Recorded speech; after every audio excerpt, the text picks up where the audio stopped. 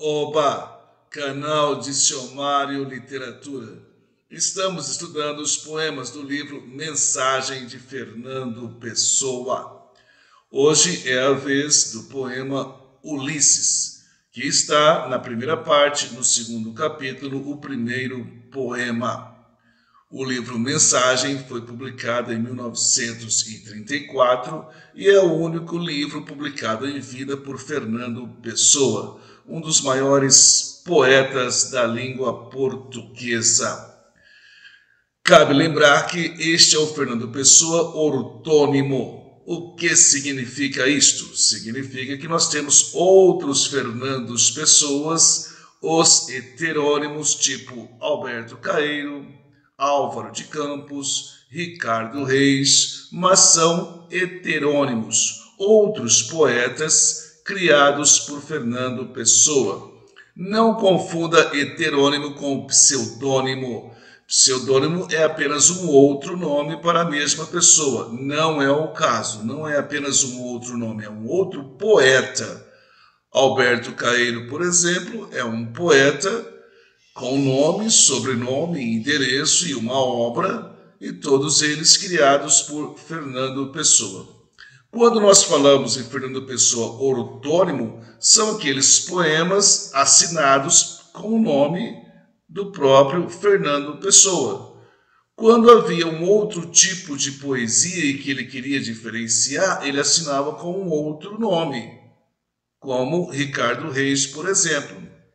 Para que isso fique um pouquinho mais claro, vamos lembrar que o Fernando Pessoa ortônimo é aquele que é patriota, nacionalista, passadista, é aquele que cuida da história de Portugal, é aquele que revive as glórias portuguesas, o passado português e tenta manter viva na memória portuguesa a lembrança de um passado glorioso. Já o Alberto Caeiro não tem nada a ver com isso, é um poeta criado por ele para manter vivas as lições orientais das colônias orientais de Portugal. Alberto Caeiro é quase um budista, mais precisamente um zen budista. É aquele cara que não quer pensar, para ele pensar é uma doença, e nós não devemos ficar pensando as coisas, mas apenas gozando o prazer de existir com elas. Isto é o Alberto Caeiro, que é considerado o mestre por Fernando Pessoa. Temos também o Ricardo Reis, que também cuida do passado, mas não o passado de Portugal, o passado da Europa, o passado clássico.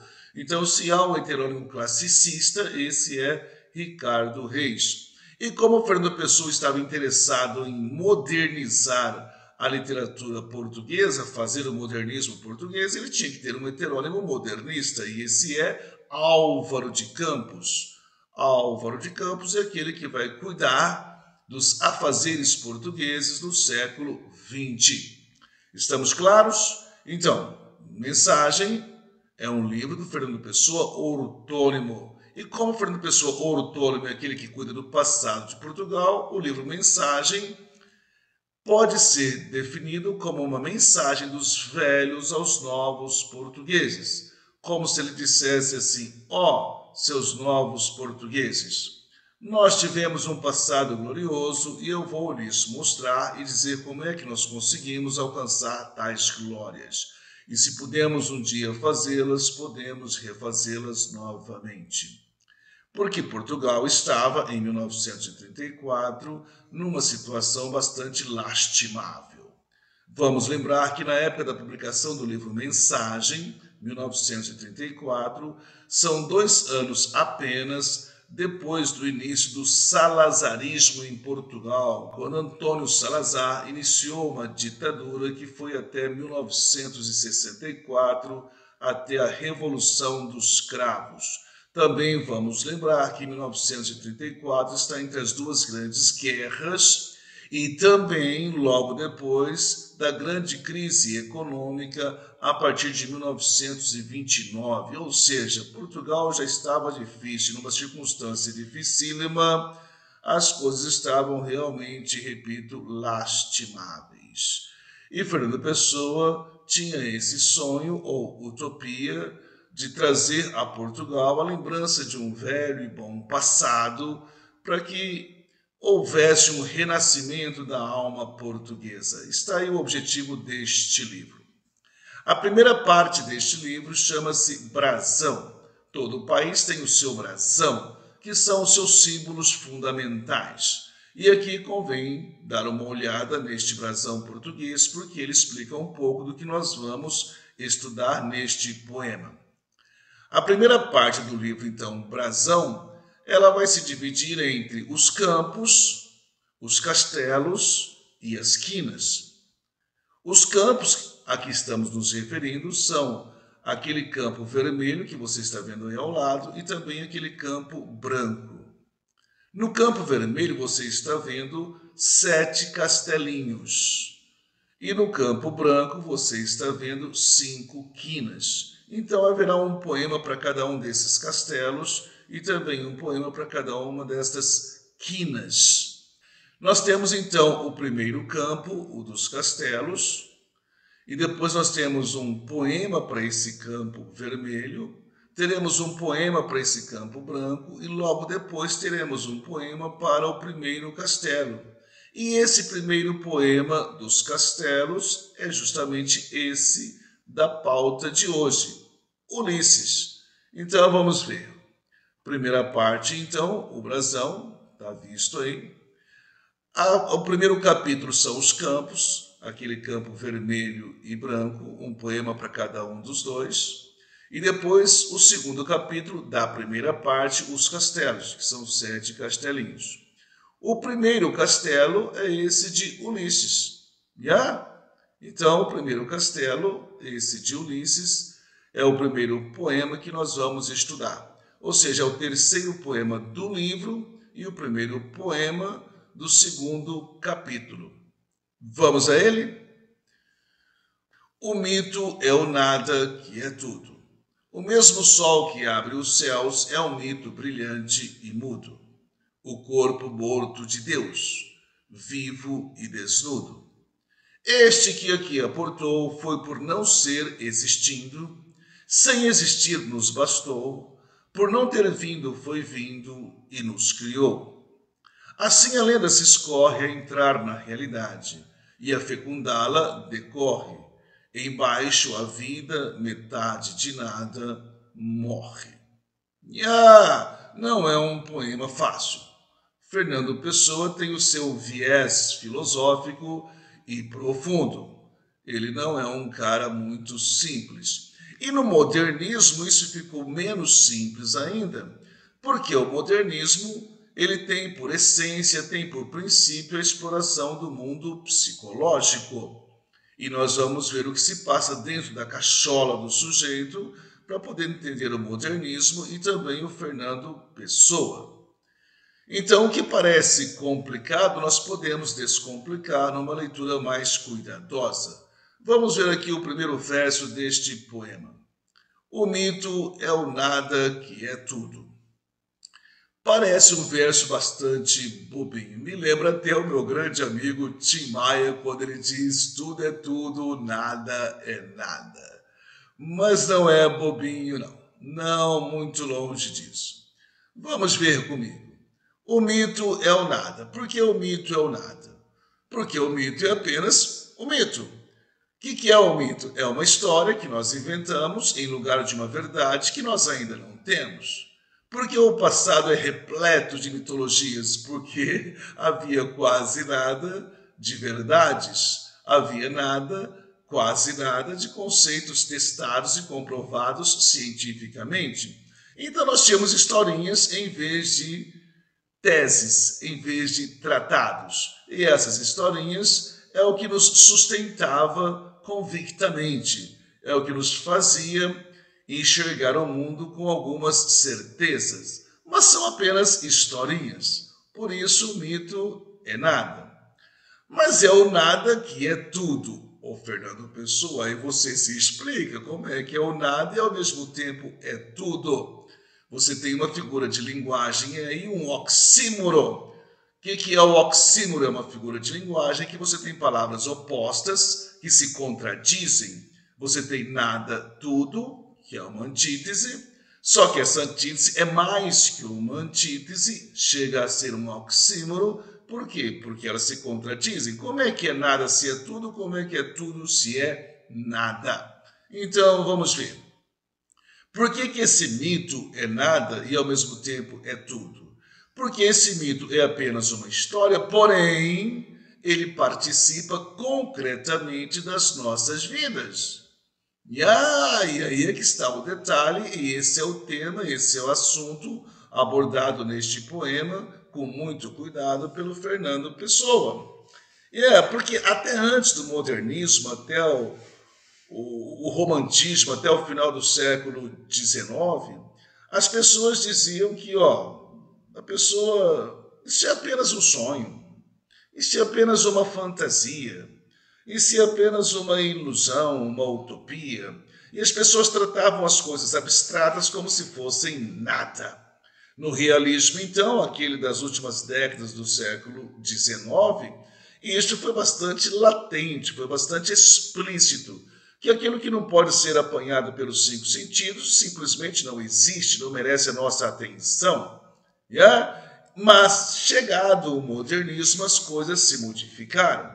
Vocês prestem atenção, por exemplo, nas vanguardas europeias. O que é o futurismo, senão algo bastante psicológico?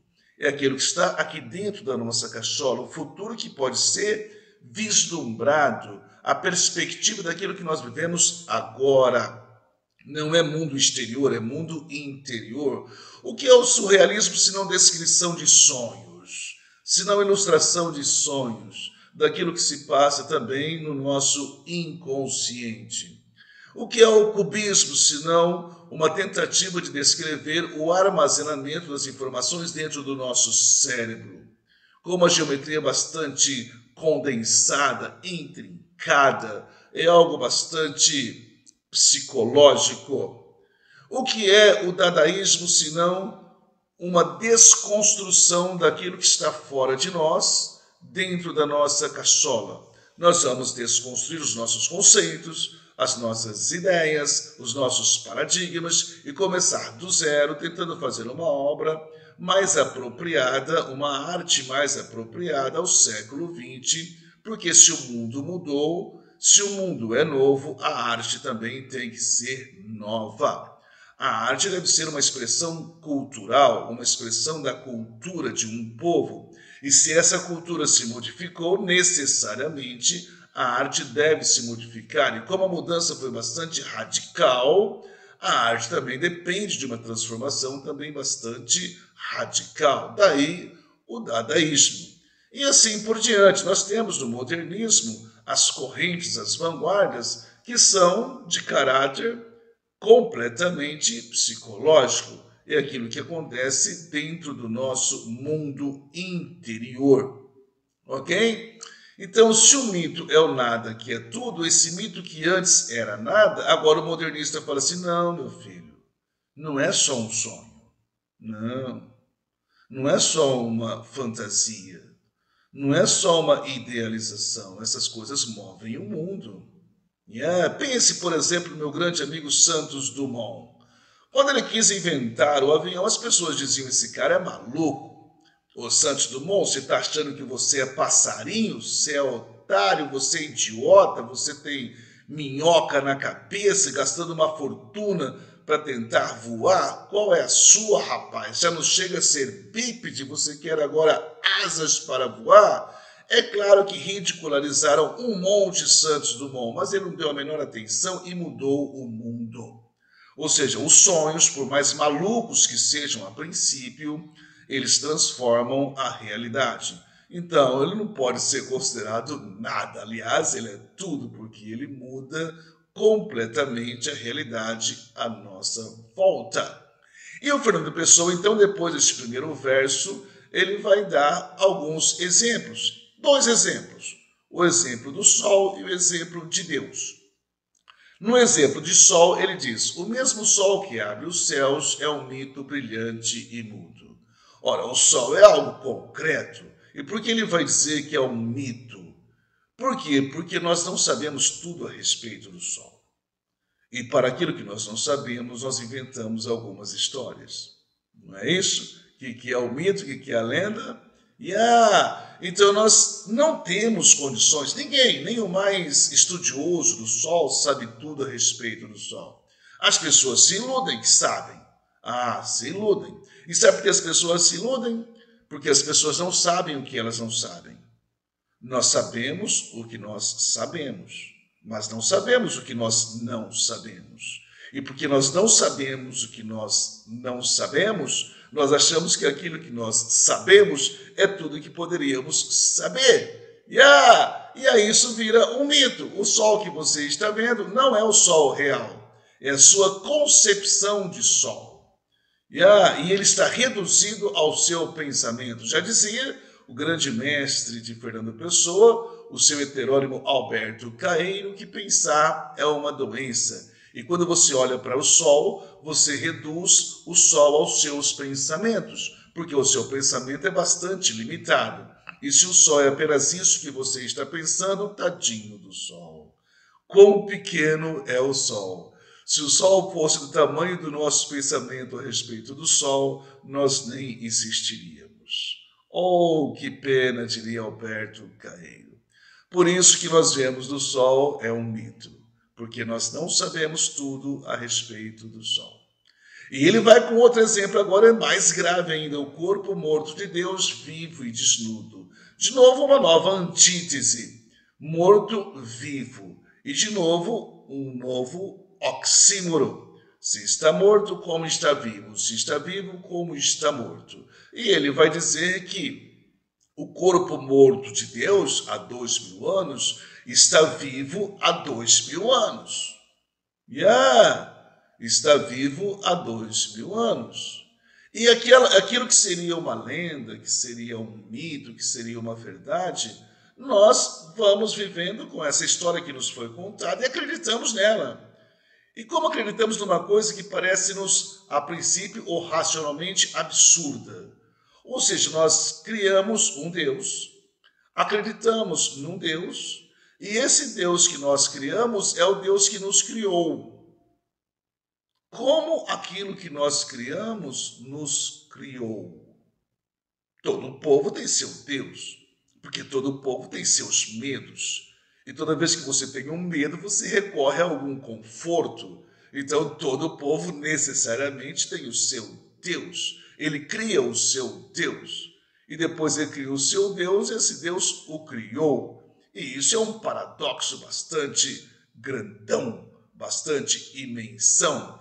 Então, é como se o Fernando Pessoa estivesse dizendo, Ulisses faz parte do mito fundador da cidade de Lisboa. Ok? Parece um absurdo, por quê? Porque Ulisses é um personagem da obra de Homero, da Odisseia. Se é apenas um personagem, como é que ele pode ter fundado uma coisa que não é ficção, que é uma cidade, Lisboa, se ele faz parte de uma história, de uma lenda criada por Homero? Parece-me um absurdo. E ele quer dizer, se dizer que Ulisses fundou Lisboa é um absurdo, é tão absurdo quanto você dizer que você criou Deus e esse Deus o criou. É tão absurdo quanto você achar que este sol que você está vendo é apenas um mito. Qual é mais absurdo que qual? Ele está dando exemplos para dizer que, aqueles primeiros portugueses que acreditaram no mito fundador de Lisboa não são tão absurdos assim como alguns modernistas estão pensando. Não. E aí ele vai dizer mais claramente a respeito de Ulisses na segunda estrofe. Este que aqui aportou, porque você sabe que a Odisseia é uma história de navegação, aportou o porto. Este que aqui aportou foi por não ser existido. Não ser por quê? Porque era ficção. Mas a ficção caiu na realidade. Como o avião do Santos Dumont, que era só ficção, mas entrou na realidade. Era só sonho, um sonho absurdo de um homem voar, e entrou na realidade. Então também Ulisses, que era apenas uma ilusão, um sonho, uma fantasia, acabou entrando na realidade. E este que aqui aportou foi por não ser existindo. Sem existir nos bastou. Por quê? Porque nós não tínhamos uma história melhor. Nós não tínhamos algo melhor para nos justificar e para nos arremessar a um futuro glorioso. Então nos bastou. Tá bom, essa história nos bastou. Foi por não ter vindo, foi vindo. Foi vindo como? Em nossa imaginação. E nos criou a cidade de Lisboa e criou Portugal. Então é um mito que vem aos poucos, nós vamos acreditando nele, e ele vai se enraizando dentro de nós e acaba nos bastando. Se é verdade ou não, no futuro veremos. Por enquanto é o que nos basta. Hoje nós temos o quê? Nós temos um monte de conceitos, científicos ou não, que nos bastam. Fazer o quê? É o que temos. É tudo o que temos. Então nos basta. Mas estamos buscando melhorá-los. Estamos tentando desfazer todos os mitos e transformá-los todos em verdade. Quando? Não sei. Mas é uma luta da ciência, desfazer mitos e desvendar verdades. E como a ciência faz isso? Ela vai descobrindo e inventando todos os dias e tentando esclarecer uma realidade na qual vivemos. Mas nós não podemos esperar que um dia nós expliquemos tudo para começar a viver. Então nós vamos vivendo com o que temos. Por isso ele diz que foi por não ser existido, sem existir, nos bastou. Por que nos bastou? Porque é o que temos e está bom assim. Se está nos levando adiante, se está nos entusiasmando, se está nos estimulando, tá bom demais. Ok? Então ele deu alguns exemplos de mitos na primeira estrofe e depois ele especifica o mito de Ulisses e diz: este que aqui aportou foi por não ser existindo, sem existir não bastou, por não ter vindo foi vindo e nos criou. Assim a lenda se escorre a entrar na realidade. Ok, por quê? Porque ele entrou e ficou. E tinha alguns motivos para ficar. Foneticamente, por exemplo, você vai pensar em Ulisses, e essa palavra Ulisses tem um lis. O lis que pode ser o lis de Lisboa. E boa, de bona, é de uma cidade. Então, o fundador de Ulisses é fundador de uma cidade, porque Bona tem a ver com cidade. Então, Lisbona, cidade de Ulisses. Foneticamente é bastante aproximado. E daí o nome Lisboa, que significa cidade de Ulisses, cidade fundada por Ulisses. É verdade? Não sei, mas nos bastou. Foi o suficiente para que um dia nós fôssemos bastante grandes. Então está bom demais. Então, por essa crença, a lenda se escorre a entrar na realidade e o que importa é que Lisboa existiu e Portugal existe. E a fecundá-la, porque ela fecunda, porque ela estimula, porque ela é fértil, ela estimula a criatividade, a força e a coragem, o sonho, e a fecundá-la decorre. Embaixo, aquela vida bastante racional, aquela vida limitada aos 5 sentidos, que é metade de nada, porque vai sendo sufocada pelos mitos, aquela vida que era apenas racional morre. Porque o que nós temos hoje? Nós temos tudo, aliás, tudo que nós temos, até hoje, tudo que nós temos foi construído a partir daquilo que nós sonhamos, que nós idealizamos, que nós acreditamos. E cadê aquele mundinho que não acreditava em nada? Sumiu. Sumiu por quê? Porque o mito, que era apenas mito, hoje é tudo. E está aí o primeiro verso deste grande poema do Fernando Pessoa. O mito é o nada, que é tudo. Ok? Mas eu preparei para você um roteiro, para você não ficar perdido nas minhas palavras apenas. Então, no número 1 eu expliquei para você que Fernando Pessoa é o ortônimo, aquele que é o Fernando Pessoa ele mesmo, não os seus heterônimos. Depois eu disse que o livro Mensagem pode ser definido como uma mensagem dos velhos aos novos portugueses, tentando estimulá-los, tentando reerguê-los de um momento bastante triste, bastante decadente de Portugal, 1934. Expliquei o brasão, de onde vem a ideia deste poema. também o título, que é da obra do Homero, da obra Odisseia do Homero, que tem lá o mito do herói fundador de Lisboa. Depois aquela ideia bastante complexa que eu então anotei para você, você sabe que você sabe, mas você não sabe que você não sabe. E tudo aquilo que você não sabe é mito, é lenda, mas participa concretamente das nossas vidas. Também citei Alberto Caeiro, um dos heterônimos de Fernando Pessoa, e que é considerado por ele o mestre. Segundo Alberto Caeiro, pensar é uma doença. Toda vez que pensamos em algo, reduzimos esse algo ao nosso pensamento. No número 8, modernismo é exploração de mundo interior, é bastante psicológico, é mundo interior. E 9, essa fundamentação teórica para o modernismo vem de Freud e de Henri Bergson, dois grandes pensadores do final do século XIX e começo do século XX. O Freud, que é um grande pensador do inconsciente, o Henri Bergson, que é um grande pensador da intuição, e eles, então, teoricamente, fundamentaram esses artistas, intelectuais, pensadores do início do século XX com suas teorias bastante psicológicas, inovadoras, numa tentativa bastante grande de ver um mundo que não víamos até então.